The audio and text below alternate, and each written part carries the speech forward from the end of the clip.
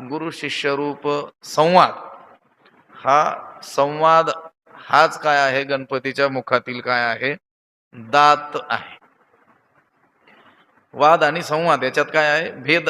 थोडक्यात मी सांगितलं की वादामध्ये चर्चा करणारे तुल्यबळ आहेत आणि संवादामध्ये बहुतांशी एक श्रेष्ठ आणि एक कनिष्ठ असे आपल्याला काय होतात?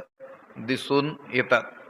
तसं देखील एका ठिकाणी वादे वादे जायते तत्वबोध असं म्हटलेलं आहे. तिथं वाद शब्दाचा अर्थ संवाद असाच घ्यायचा.